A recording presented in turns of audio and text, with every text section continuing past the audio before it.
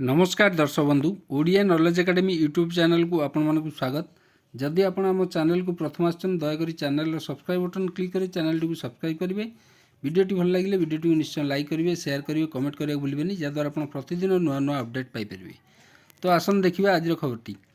तो एबार गोटे गुरुत्वपूर्ण खबर अच्छी जो थे कि कर्मचारी आसला खुशी खबर। जो एनपीएस को नहीं बहुत दिन जो कर्मचारी मानकर सब दाबी थिला से जो कमिटी है से कमिटी आलोचना कमिटी सहित आलोचना सरकार डाकी आमर स्टाफ साइड को डाकी। तो से हिसाब से देखा आज चिठी रे कौन अच्छी आसतु आरंभ करवा आज खबरटी। ये आप देखुवे गोटे हूँ मीटिंग अर्जेंट बा urgent meeting minister of finance department of expenditure जोटा कि 10 तारिख दिन 10 जुलाई 2024 डाकी क्या Shri Shivgopal Mishra ji secretary staff side national council joint consultative machinery जो अच्छी ताकू डाकी। तो ये आप देखिपे committee to review pension system discussion with staff side national council JCM.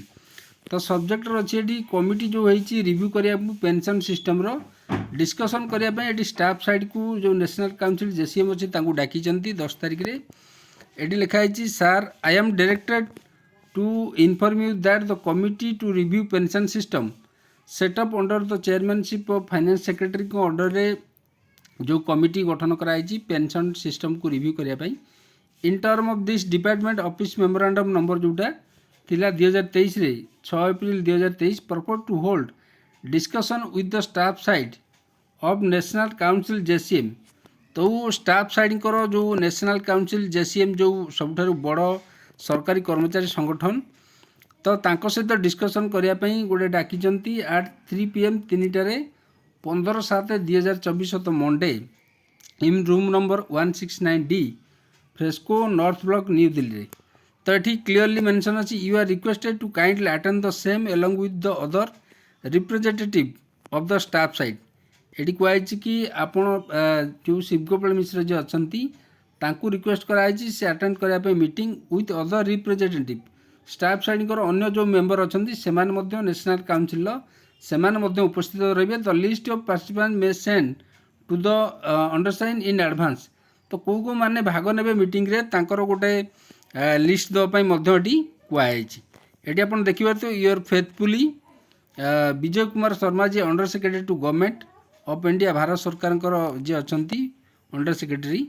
तो ये कॉपी दिखाई PPS to FS SI PSO to S पर।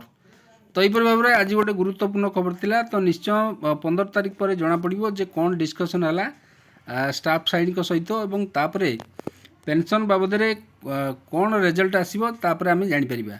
तो निश्चय किसी बड़ किसी होगा जाऊँगी पेंशन में बहुत किसी परिवर्तन होगा जाऊँगी कारण ये आप देखिपे जेन्युइन चिठी जोटा कि गतकाली आसी जहाँद्वारा कि आम आशा करुँ भल डिस्कसन हो स्टाफ साइड स्टाफ जो सरकारी कर्मचारी गोटे भल खबर आसू खुशी खबर आसू। तो आज थी खबरटी। जदि आपको खबरटी भल लगे दयाकोरी निश्चय चैनल को सब्सक्राइब करेंगे, वीडियो को लाइक करेंगे, कमेंट करेंगे भूलें। धन्यवाद।